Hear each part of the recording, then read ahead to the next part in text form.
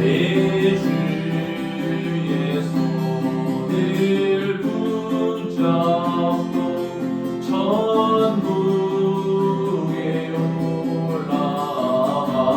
올라가겠네.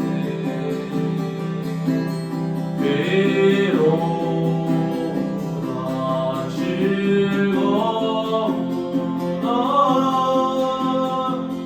예수가 걸으시네.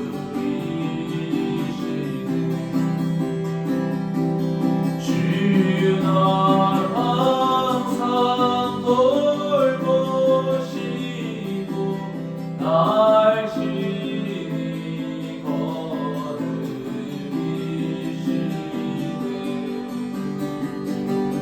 주 날 항상 돌보시고 날 친히 거느리시네.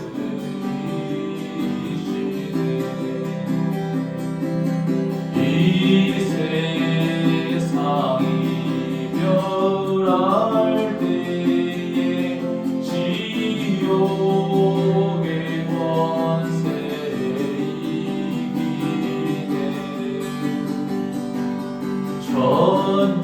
천국에 있을 때에도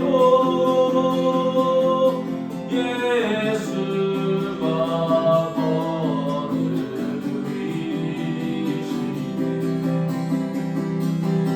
주 날 항상 돌보시고 날 친히 거느리시네.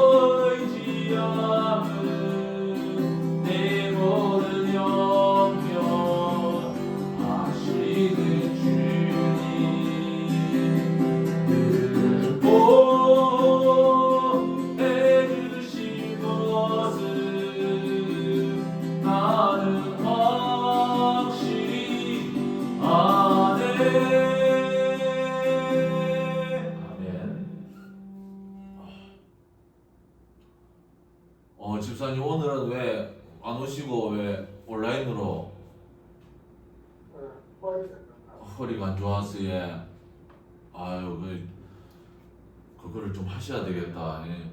그 병원에 좀 가셔갖고 그래 오늘은 그러면 그래 하고 내가 오늘 밥을 좀 많이 해놨는데 집사님 밥 먹을 줄 알고 오늘은 교회는 아예 못 오는 겁니까? 알겠습니다. 그러면 그렇게 알고 제가 또 그렇게 또 준비를 하겠습니다. 자, 그러면 사도신경으로 신앙 고백하도록 하겠습니다. 나는 전능하신 아버지 하나님 천지의 창조주를 믿습니다. 나는 그의 유일하신 아들 우리 주 예수 그리스도를 믿습니다.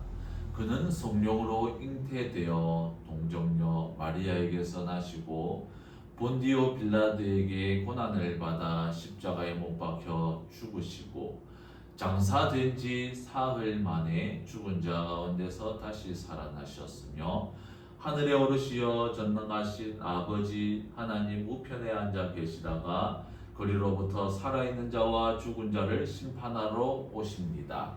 나는 성령을 믿으며 거룩한 공교회와 성도의 교제와 죄를 용서받는 것과 몸의 부활과 영생을 믿습니다. 아멘.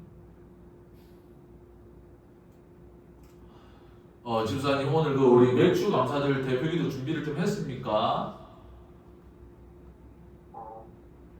네, 감사기도 준비해야 했는데 한번 해보이소 집사님. 그래도 자꾸 하는 버릇을 자꾸 해야지. 못 해도 상관없으니까. 자, 그러면 우리 오늘 맥주 감사 대표기도로 박은배 집사님 기도하겠습니다. 전도는 하나님 아버지 감사합니다. 오늘은 그래서 예수께 감사드립니다. 주님께서 오늘 풍요한 것일까 주님을 이끌주셔서 감사합니다.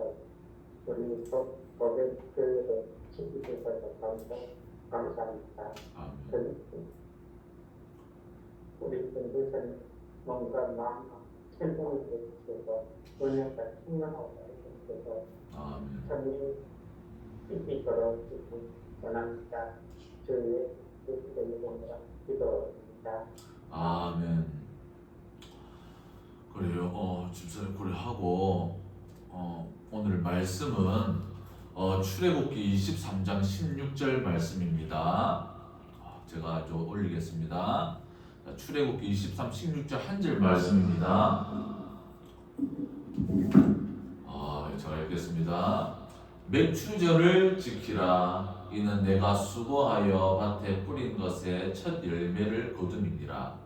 수장절을 지키라. 이는 내가 수고하여 이룬 것을 연말에 밭에서부터 거두어 저장함이니라. 아멘. 오늘 말씀은 우리 제목을 여기까지 인도하신 하나님이라는 제목으로 오늘 우리 맥주 감사절 또 오늘 특별 예배를 드리도록 하겠습니다. 그래서 우리 한국 교회는 맥주절을 7월 첫째 주일로 지킵니다. 우리가 이제 오늘이 7월 첫째 주일이죠. 그래서 7월 첫째 주일로 맥주절을 지킵니다. 우리가 일반적으로 추수감사절과 맥추절은 농사를 짓는 전통적인 우리 삶에서 하나님께서 많은 농작물들을 거두게 하신 것에 대하여 감사하는 하나님께 감사하는 절기로 사실 맥추절하고 추수감사절하고 의미가 약간 비슷합니다. 그런 측면에서 의미는 같습니다. 그런데 교회 성도라고 한다면 맥추절은 잘 모르는 사람이 있어요. 그런데 추수감사절은 유명하기 때문에 잘 알죠. 우리 한국 교회는 추수감사절은 11월 세 번째 주일에 지정해서 지킵니다. 그러니까 이번 해 2024년도 추수감사절은 11월 세 번째 주일이니까 바로 바로 11월 17일이 되는 거죠. 맥추절은 오늘이 맥추절인데 추수감사절은 11월 달에 지키니까 날씨가 제법 추운 때가 바로 추수감사절입니다. 바로 11월 달이니까 이제 겨울에 들어가는 시기가 되겠죠.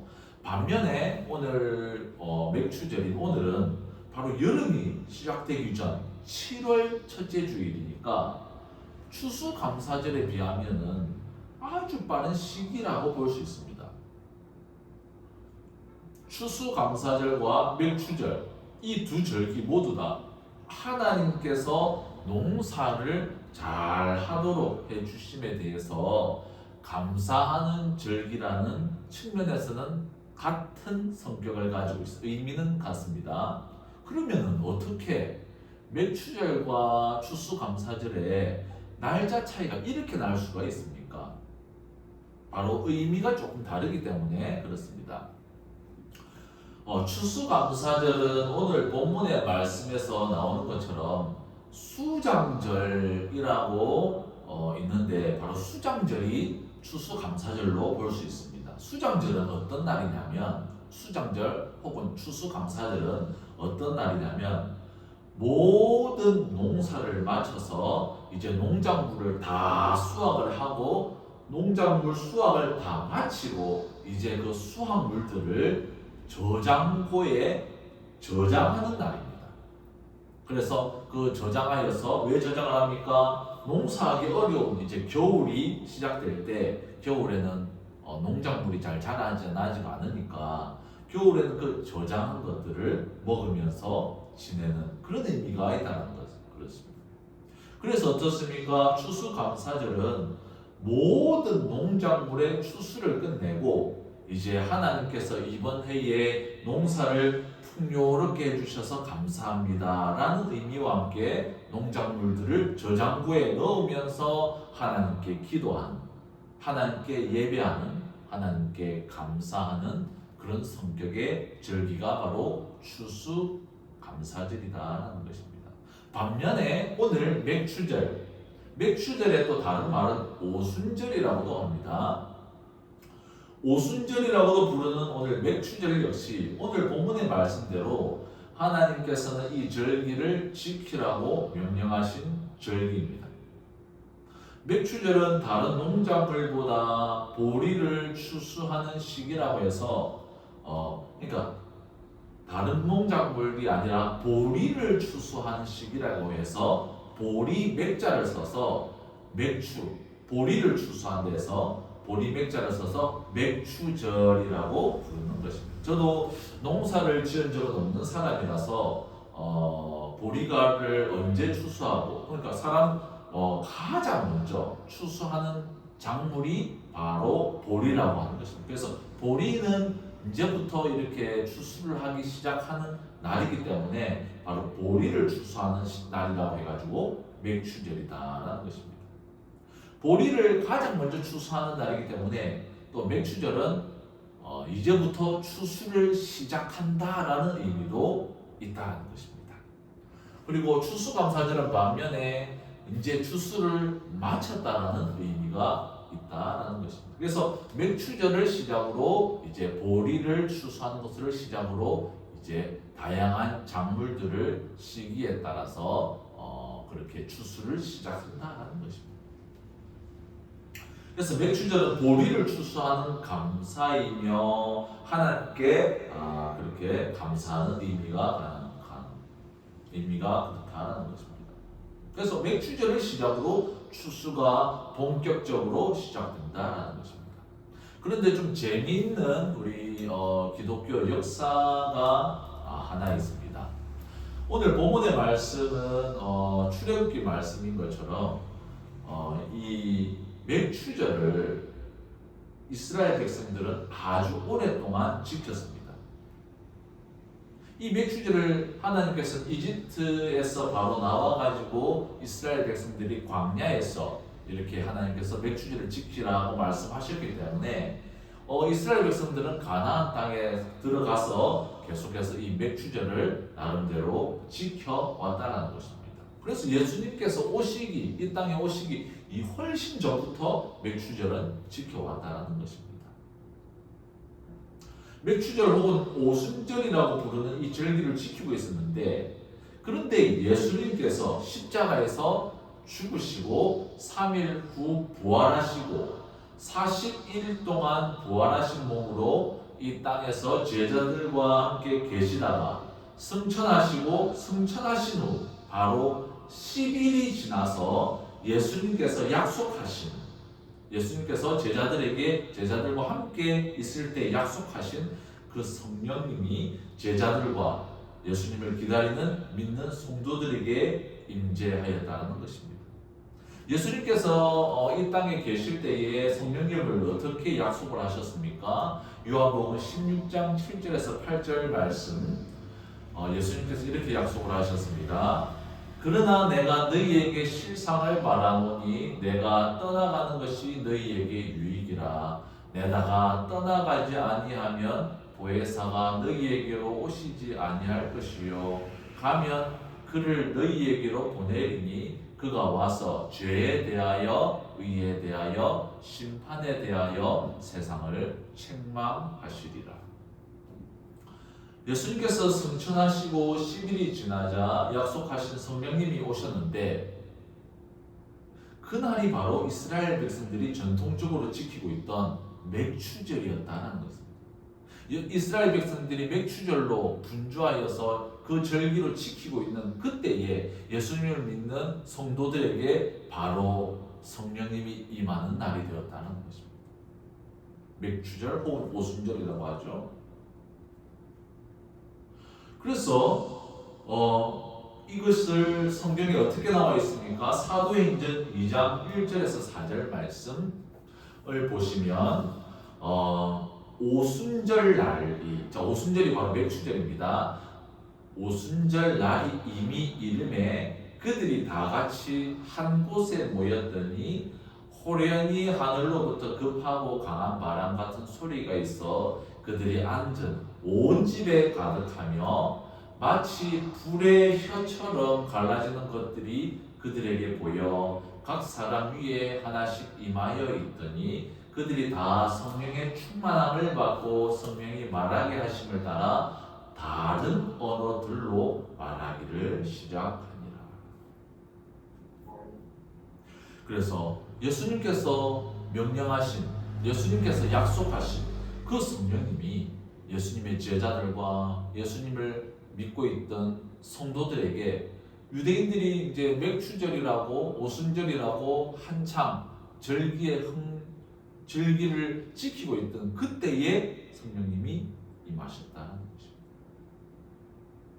그리고 그래서 결국에는 이제 예수님을 믿는 사람들이, 성도들이 점점 늘어나가지고 보니까 성령님께서 임재하셨던 그 날 또 지켜야 되고, 또 맥추절, 오순절은 또 오순절대로도 지켜야 되기 때문에 이 날을 동시에 지키기는 조금 그렇기 때문에 우리 중세교회 교회 지도자들이 성령 강림 기념일과 맥추절을 분리를 했다는 것입니다. 그래서 성령 강림 기념일은 예수님께서 부활하신 그 날 이후 50일을 지난 그 날을 바로 성령 강림일로 지키고, 맥추절은 그냥 말 그대로 보리 추수하는 기간으로 지킴으로써 성령 강림 기념일과 맥추절을 분리해서 지키도록 그렇게 교회 역사가 그렇게 했다는 것입니다.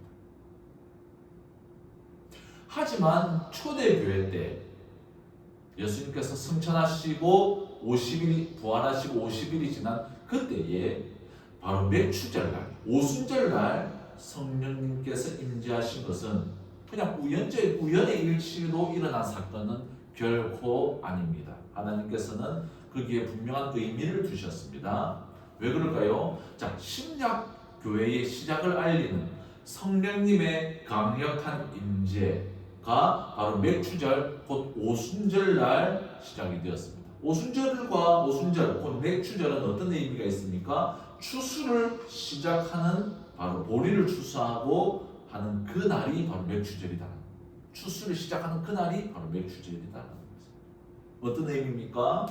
맥추절과 오순절 성령님의 임재하신 그 임재는 모두 다 같은 시작을 의미합니다. 자, 맥추절은 우리가 알다시피 이제 농사에서 하나님께서 성공적인 농사를 하시도록 본격적인 추수를 알리며 감사하는 날인가 동시에 또 성령님의 임재의 그날은 구약시대 이스라엘 민족의 하나여 구원의 역사가 이제 바로 끝이 나고 모든 민족이 그리스도 예수 안에서 복음으로 구원을 받는 바로 신약교회의 시작, 출발을 알리는 것이 같은 의미를 가지고 있다는 것입니다. 오순절은 또 뿐만 아니라 이렇게 보리를 추수하는 날, 추수를 시작하는 날로서의 기념과 성령님의 강력한 임재의 그 시작으로 신약교회의 시작으로 알리는 그 오순절뿐만 아니라 오순절은 이스라엘 백성들이 이집트에서 모세와 함께 나오고 바로 그날이 50일째 되는 날이기도 한데, 그러니까 하나님께서 출애굽한 후 50일째 되는 그날에 바로 민족교회가 본격적으로 세워질 수 있도록 율법을 바로 광야에서 율법을 수여하신 그날이 또 오순절이기도 합니다. 맥추절이기도 합니다. 그러니까 율법을 수여한 그날이 무슨 날입니까? 바로 구약교회가 시작되는 날이다라는 거예요. 구약교회는 율법이 수여됨과 동시에 민족교회가 시작되었다는 것입니다. 그리고 그 율법을 수여하신 그날이 바로 또 오순절이다라는 것입니다. 즉 오순절은 단순히 농사에서 추수를 시작하여 먼저 보리를 추수하는 것을 기념하여 하나님께 감사하는 날이기도 하지만 영적으로는 구약교회의 시작을 알리는 날이었으며 또한 지금 신약교회에 와서는 신약교회의 시작인 성령님의 임재가 있는 바로 오순절 맥추절 날이다라는 것입니다. 그렇다면 오늘 본문의 말씀, 성경 본문의 말씀인 하나님께서는 이 맥추절을 기념하여 지키라는 의미는 무엇입니까? 그것은 바로 신약교회의 시작이 온전히 하나님의 주권적인 은혜로 시작되었음을 인정하고 그것을 하나님께 감사하라는 의미입니다. 자, 어떤 사람이 이렇게 말합니다. 하나님께서 신약교회를 교회든 혹은 구약교회든 그 시작했던 게 나하고 무슨 상관이야? 내 먹고 사는 것에 전혀 도움 안 되는 이야기인데 라고 말하는 사람이 있다면 그런 사람은 잘못된 사람입니다. 하나님께서는 우리가 믿음을 가지고 하나님께 예배하며 또한 그리스도 안에서 새로운 소망의 삶을 살아가는 이 모든 시작이 하나님의 은혜임을 시인하고 감사하라는 의미에서 맥추절을 기념하라라고 말씀을 한 것이다라는 것입니다. 그러면 오늘 우리 본문의 말씀 짧은 한 구절이지만 우리가 이 본문의 말씀을 좀 자세히 살펴보면서 하나님의 말씀을 좀 깊이 있게 나누도록 하겠습니다. 오늘 본문의 말씀은 출애굽기 23장 16절 말씀입니다. 맥추절을 지키라. 이는 내가 수고하여 밭에 뿌린 것의 첫 열매를 거둠이니라. 수장절을 지키라. 이는 내가 수고하여 이룬 것을 연말에 밭에서부터 거두어 저장함이니라. 오늘 본문의 말씀은 이스라엘 백성들이 이집트를 나와서 광야에 있을 때에 가나안 땅에 들어가서 하나님의 명령대로 살아가는 율법을 수여하신 부분 중에서 절기를 지키라는 부분에 해당하는 부분입니다. 오늘 본문의 내용은 특별히 해석이라든지 이런 것들을 생각할 필요 없이 그냥 간단 명료하다는 것입니다. 뭐예요? 첫 번째, 맥추절을 지키라. 두 번째, 오늘날의 추수감사절과 같은 의미의 수장절을 지키라. 이 두 개다라는 것입니다. 맥추절을 지키라, 수장절을 지키라. 이 두 명령이 오늘 본문의 말씀의 키워드다라는 것입니다. 그리고 이 말씀이 하나님의 명령이었기 때문에 이스라엘 백성들은 전통적으로 맥추제를 지켜왔습니다. 특별히 농업과 목축업을 종사했던 시대의 이스라엘 백성들은 맥추절이 다가오면 첫 수확한 열매와 보리를 성전에 헌금으로 헌물로 하나님께 바치며 또 이날은 하나님께서 이스라엘 백성들에게 풍요로움을 허락하신 감사의 날이기 때문에 또 가족들과 함께 모여서 함께 잔치를 벌이기도 했다는 것입니다. 이스라엘 백성들에게는 또한 맥추절은 율법을 수여받은 날이므로 백성들이 다 함께 모여서 율법을 낭독하고 시편을 읽으며 특별히 룻기를 이 맥추절에는 많이 읽었습니다. 이스라엘 백성들은 그리고 하나님께 찬양하며 예배를 했습니다. 그러면 하나님께서 이렇게 이스라엘 백성들에게 또는 지금 신약교회를 살아가는 우리들에게 맥추절뿐만 아니라 또 수장절을 지키라고 한 이유가 무엇이나? 그 이유는 성경 시편 50편에 나와 있습니다. 50편의 23절 감사로 제사를 드리는 자가 나를 영화롭게 하나니 그의 행위를 옳게 하는 자에게 내가 하나님의 구원을 보이리라. 아멘. 자, 무슨 뜻입니까? 감사함으로 하나님께 드리는 제사를 하나님께서 기뻐 받으시는 제사다라는 것을 의미하는 것입니다. 자, 예를 들어서 생각을 해봅시다. 하나님께서 우리가 다 농사를 하는데 하나님께서 이번 해에 농사를 했는데 아주 풍작을 주셨습니다. 예전에는 나무 한 그루당 사과나무 한 그루당 사과가 100개 열렸다고 합시다. 그런데 이번 해에는 하나님께서 은혜를 주시고 축복을 주셔서 사과나무 한 그루당 사과 열매가 200개, 2배로 열렸다고 합시다. 그러면 농부는 정말 기분이 좋겠죠. 재산도 늘어났습니다. 가족들과 함께 먹을 양식도 이제 늘어났습니다. 그런데 이 모든 것을 제공하신 하나님께는 감사하지도 않고 그냥 풍작으로 인해서 이렇게 풍요로움으로 인해서 그냥 기뻐만 하고 감정적으로 좋아만 한다면 그것은 하나님께서 이런 풍요로움을 주셨다는 것을 인정하지 않고 하나님께서 주신 것들을 자신의 힘과 능력과 지혜와 요령으로 이루었다고 생각하는 교만이다라는 것입니다. 성경에도 이런 예가 있습니다.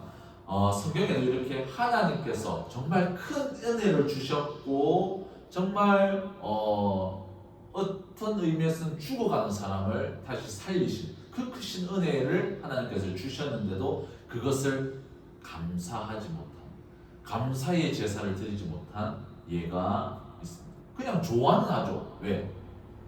축복이 생겼으니까, 넉넉함이 생겼으니까, 풍요로움이 생겼으니까 좋아만 하되 하나님께 감사하지 못하고 그 주신 하나님, 제공하신 하나님을 깨닫지 못하고 하나님의 은혜를 깨닫지 못한 자들이 몇몇 나온다라는 것입니다.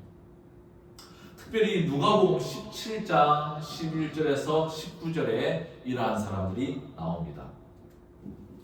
조금 길기 때문에 제가 읽도록 하겠습니다. 누가복음 17장 11절 말씀.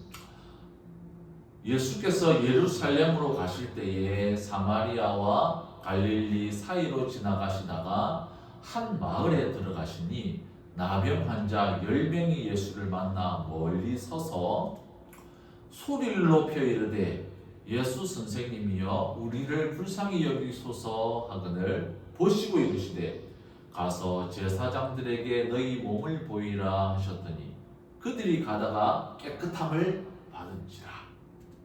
그 중에 한 사람이 자기가 나은 것을 보고 큰 소리로 하나님께 영광을 돌리며 돌아와 예수의 발 아래 엎드려 감사하니 그는 사마리아 사람이라. 예수께서 대답해 이르시되 10사람이 다 깨끗함을 받지 아니하였느냐? 그 9은 어디 있느냐? 이 이방인 외에는 하나님께 영광을 돌리러 돌아온 자가 없느냐 하시고 그에게 이르시되 일어나 가라 내 믿음이 너를 구원하였느니라 하시더라.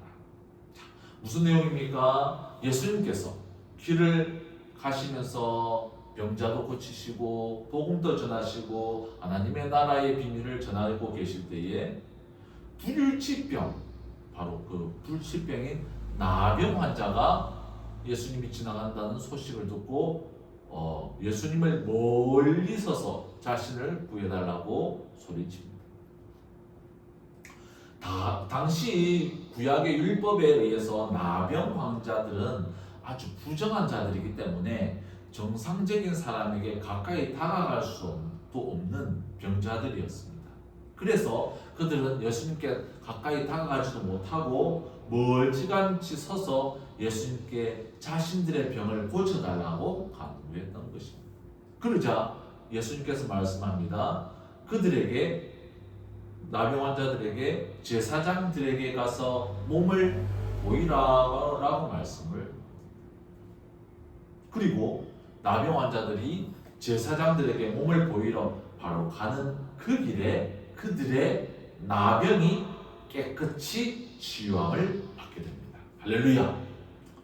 그런데 문제는 10명의 사람이 나병의 깨끗함을 받았는데 9명, 10명 중에 9명은 너무 기뻐가지고 자기 길 다 가버리고 딱 한 사람만이 예수님께 다시 와서 감사의 인사를 드렸다라는 것입니다. 성경에는 그 한 사람이 사마리아 사람이었다라고 말을 하고 있습니다. 그리고 예수님께서 말씀하십니다. 일어나 가라 내 믿음이 너를 구원하였느니라.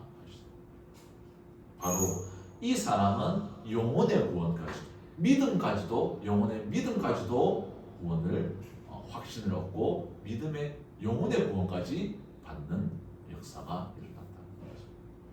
9명은 어떻습니까? 결코 나을 수 없이 비참하게 죽어가야 하는 그 9명은 예수님께 감사하지 않았다는 것입니다. 또 다른 성경에도 감사하지 못하여 하나님께 축복을 누리지 못한 경우가 있습니다. 민수기 14장 1절에서 15절 말씀에 온 회중이 소리를 높여 부르짖으며 백성이 밤새도록 통곡하였더라. 이스라엘 자손이 다 모세와 아론을 원망하며 온 회중이 그들에게 이르되 우리가 애굽 땅에서 죽었거나 이 광야에서 죽었으면 좋았을 것을 어찌하여 여호와가 우리를 그 땅으로 인도하여 칼에 쓰러지게 하려 하는가? 우리 처자가 사로잡히리니 애굽으로 돌아가는 것이 낫지 아니하리야. 이에 서로 말하되 우리가 한 지휘관을 세우고 애굽으로 돌아가자 하매 모세와 아론이 이스라엘 자손의 온 회중 앞에서 엎드린지라. 이게 무슨 말씀입니까? 이스라엘 백성들이 모세와 함께 이집트에서 노예에서 나와 가나안 땅으로 들어가려고 하는데 이스라엘 백성들이 빨리 가나안 땅에 들어가지 못하고 심지어 가나안 땅에 있는 백성들이 군사들이 너무 강하기 때문에 하나님께서 광야에서 또 이집트에서 인도하시고 또한 하나님의 뜻이 무엇입니까? 가나안 땅에서 아브라함에게 약속하신 그 언약의 말씀대로 아브라함의 자손들인 이스라엘 백성들이 가나안 땅에서 민족 교회로서의 역할을 감당하기를 원하는데 그 하나님께서 인도하시고 그 하나님의 깊으신 뜻들을 망각하며 감사하지도 않고 지금 뭐예요? 도리어 원망을 하고 하나님의 뜻을 저버렸다는 것입니다. 결국 이 원망한 이스라엘 백성들은 어떻게 됩니까? 이집트에서 나와서 정말 광야에서 2주 정도면 가나안 땅으로 들어갈 수 있는데 하나님께서는 40년 동안 광야에서 떠돌며 하나님께서 허락하신 가나안 땅에 하나님께서 이스라엘 백성들을 들어가지 않도록 허락하시지 않았다는 거죠. 그래서 그 세대들, 그때 하나님께 원망하고 모세에게 불평했던 그 세대들은 다 죽고 그의 자녀 세대들이 하나님께서 약속하신 그 가나안 땅에 들어갔다. 왜 그렇습니까? 감사하지 못하고 원망하고 불평했을 때 하나님께서 결코 이스라엘 백성들이 가나안 땅으로 들어가지 못하도록 허락하지 않았다는 것입니다. 사도 바울은 이 사건에 대해서 하나님을 향하여 감사를 못하고 도리어 감사를 못할 망정 도리어 원망하고 불평하여 하나님과 모세를 대적한 이 이스라엘 백성들의 사건을 어떻게 이야기합니까? 고린도전서 10장 10절 말씀에 이 내용이 있습니다. 그들 가운데 어떤 사람들이 원망하다가 멸망시키는 자에게 멸망하였나니 너희는 그들과 같이 원망하지 말라. 결국에는 여기까지 인도하신 하나님을 인정하고 잠잠히 신뢰하지 못하고 여기까지 우리를 인도하신 하나님께 감사하기는커녕 하나님을 향하여 원망하고 하나님을 대적한 이스라엘 백성들은 결국 멸망하게 되었다는 것을 사도 바울이 말씀을 한다는 거죠. 또한 또 성경에는 또 다른 예가 있습니다. 정말 어려운 상황이든지 그렇다 할지라도 하나님께서 나에게 매 순간 간섭하여 주시고 하나님께서 나를 여기까지 인도해 주신 것을 인정하고 감사하며 하나님께 영광 돌렸을 때에 하나님의 더 크신 은혜와 축복을 누렸던 많은 사람들이 또 성경에 있습니다. 멀리 안 가서 우리 방금 전에 본 우리 누가복음 17장에 기록된 나병 환자 10명 중 9명은 감사하지 못했지만 한 사람은 예수님께 돌아와서 감사를 했다는 것입니다.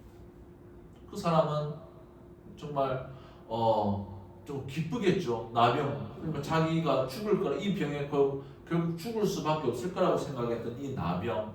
그러나 정말 근데 이것이 예수님의 은혜로 나았어요. 그런데 그 기쁨보다도 이것을 해주신 예수님께 사례를 해야지, 감사를 해야지 하고 돌아와서 예수님께 감사했던 그 나병 환자는 그 몸의 구원뿐만 아니라 믿음으로 구원을 받는, 영혼의 구원, 하나님 나라의 유업을 받는 큰 은혜의 역사를 받게 됩니다. 또한 나병 환자뿐만 아니라 또한 특별히 선지자 다니엘의 감사가 그러했습니다. 다니엘 6장 9절에서 10절 말씀. 이에 다리오 왕이 조서에 왕의 도장을 찍어 금령을 내니라. 다니엘이 이 조서에 왕의 도장이 찍힌 것을 알고도 자기 집에 돌아가서는 윗방에 올라가 예루살렘으로 향한 창문을 열고 전에 하던 대로 하루 3번씩 무릎을 꿇고 기도하며 그의 하나님께 감사하였더라. 다니엘 시대는 어떤 시대입니까? 이스라엘 백성들이 가나안 땅에 정착하여 훌륭한 믿음의 사람 다윗 왕 시대를 거쳐서 이스라엘 나라 국력이 왕성하였지만 이 이스라엘 백성들이 하나님께서 주신 그 은혜들을 잊어버리고 망각하고 이스라엘 나라 국력은 왕성하였지만 우상을 섬기고 자기 멋대로 살며 범죄를 저질렀을 때에 하나님께서 분노하셔서 이스라엘 나라를 바벨론에게 침략을 당해서 망하게 한 그 시대가 바로 다니엘의 시대다. 다니엘은 그 망한 이스라엘 백성들 가운데 하나님께서 은혜를 주셔서 그 중에서 바벨론 제국의 총리가 되게 하신 역사가 있다는 것입니다. 하지만 바벨론 신하들은 신하들과 대신들은 다니엘이 이 바벨론이라는 이 거대한 제국의 총리가 되는 것을 질투하고 시기하여서 다니엘을 죽이기로 궁리하는 가운데 왕에게 거짓으로 바벨론 신인 베엘에게 기도하지 않고 다른 신에게 기도하는 자들은 사자굴에 쳐넣어 죽이겠다는 맹세를 이 신하들이 받습니다. 그리고 그 왕은 맹세를, 그리고 다니엘은 그 왕의 맹세를 알고도 사자굴에 들어가서 죽을 수도 있는 그 맹세를 알고서도 그는 우상에게 기도하지 아니하고 하나님께 어떤 기도를 드립니까? 감사의 기도를 드렸다는 것입니다. 결국 감사하는 신앙으로 살았던 다니엘은 어떻게 됩니까?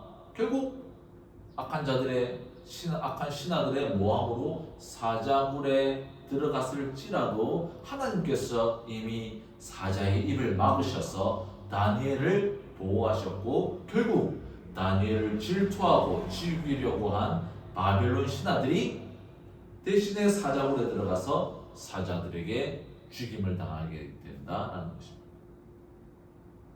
또한 우리 성경에는 다니엘의 그 감사하는 삶뿐만 아니라 다윗 왕의 삶도 감사의 삶이었습니다. 그가 적은 시편 107편에 보면은 여호와께 감사하라, 그는 선하시며 그 인자하심이 영원하미로다. 아멘. 다윗은 젊은 시절 사울 왕에게 쫓겨 피신을 다니며 고통을 당하였다는 거죠. 하지만 여전히 그는 하나님의 말씀에 순종하고 하나님의 뜻대로 살았다는 거죠. 그가 적은 시편의 말씀대로 그는 기쁠 때도 있었고 슬플 때도 있었고 정말 또 위험할 때도 있었는데, 그러나 평생 하나님께 감사하는 그 마음과 그 감사의 예배의 삶은 잊지 않고 살았다는 것입니다. 결국 그는 하나님께서 다윗을 뭐라고 말합니까? 다윗은 내 마음에 합한 자다라는 칭찬을 듣게 됩니다. 말씀을 맺겠습니다. 하나님께서는 축복을 주시며 은혜를 내려주시는 분입니다. 하지만 그것을 누릴 줄만 알고 하나님께 감사하지 못하는 자들은 결국 자신의 축복을 다 허비하고 결국에는 비참한 인생으로 그 인생의 말년을 비참하게 보내게 된다는 것입니다. 반면에 조그마한 것이라도 하나님께서 나에게 은혜로 주신 것들을 우리가 시인하며 감사의 삶을 살며 감사의 예배자로 나아갈 때 하나님께서는 더욱더 큰 은혜와 축복으로 우리를 인도해 주시고 역사해 주신다는 것입니다. 우리 성도들은, 우리 모든 성도들은 이러한 감사가 우리의 삶 가운데 풍성하게 나타나서 이 세상을 살아가는 동안 더욱 하나님께 감사하여 하나님의 나라를 위하여 헌신하며 예배하고 감사하는 우리 모든 성도님 되기를 주님 이름으로 기도하며 바랍니다. 자, 그러면 우리 찬송을 하겠습니다.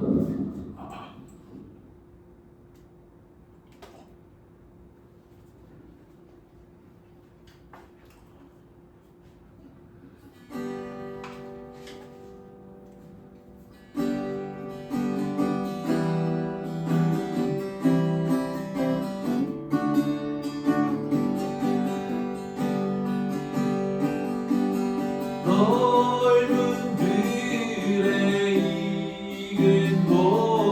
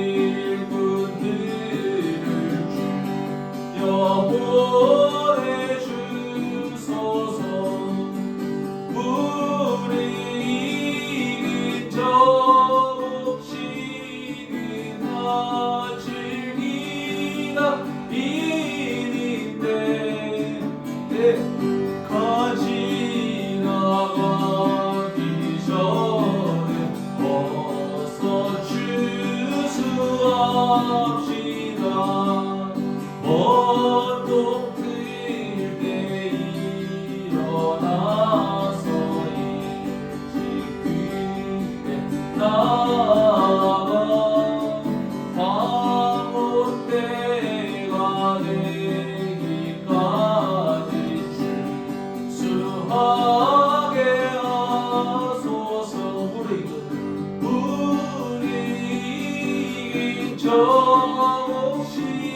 정식이나 즐기 달인인데 때가 지나가기 전에 어서 출수합시다.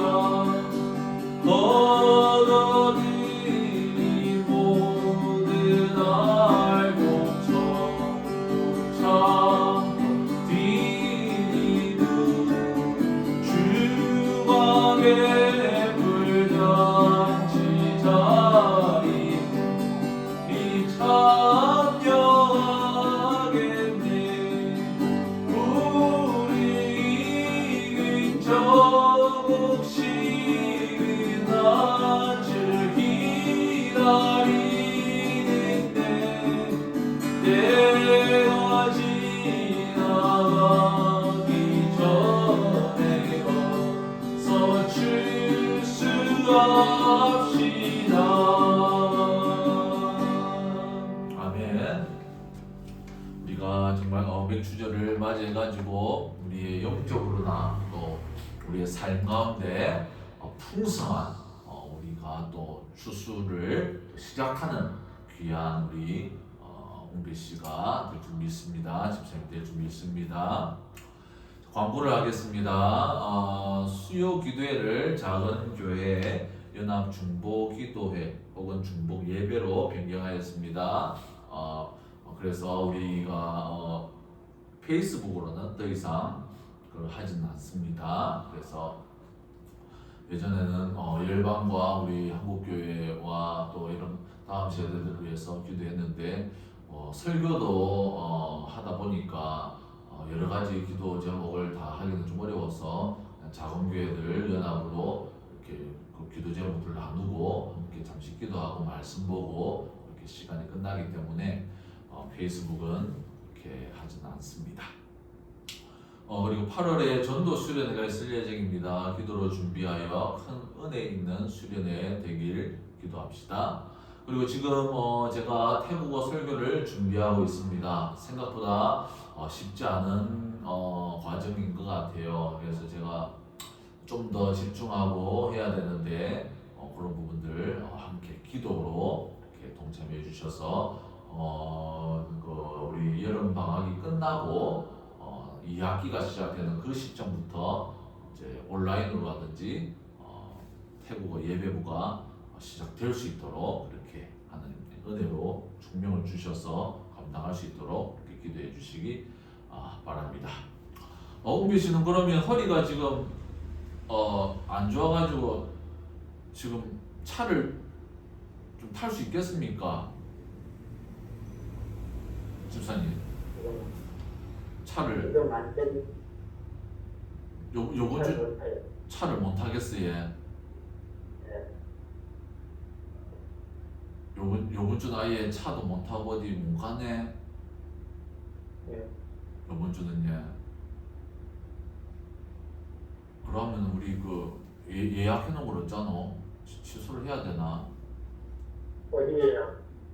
우리 거기 가는 거 수요일 날에. 실거리가? 예.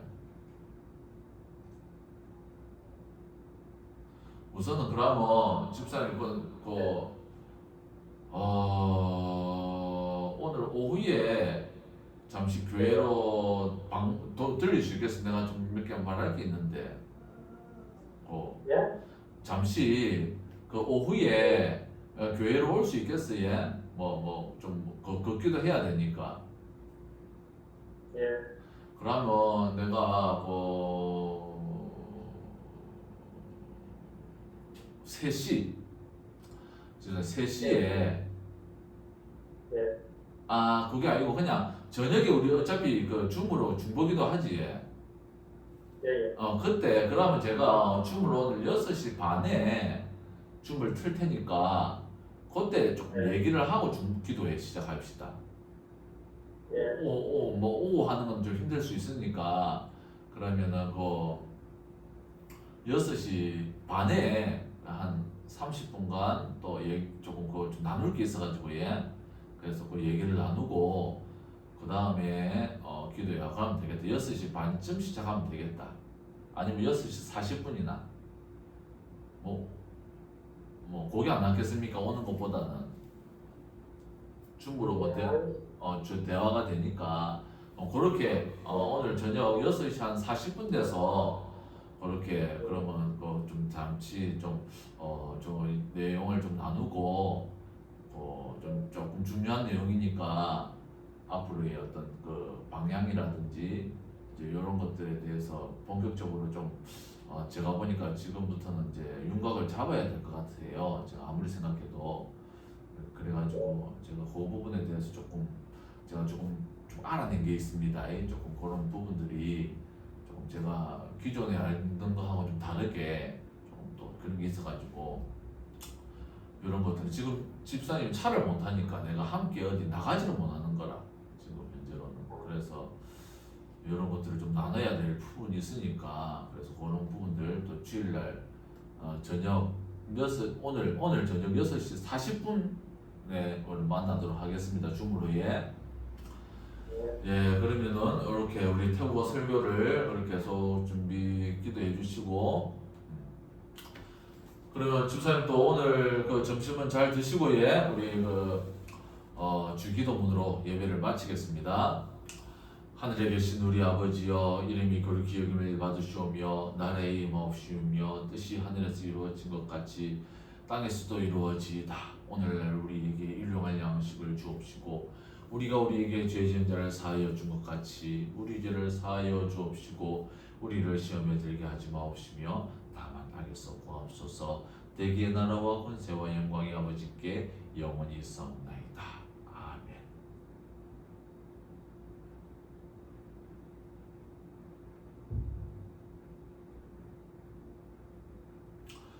집사님 수고했습니다. 식사 맛있게 하시고 저녁에 뵙겠습니다. 예. 네.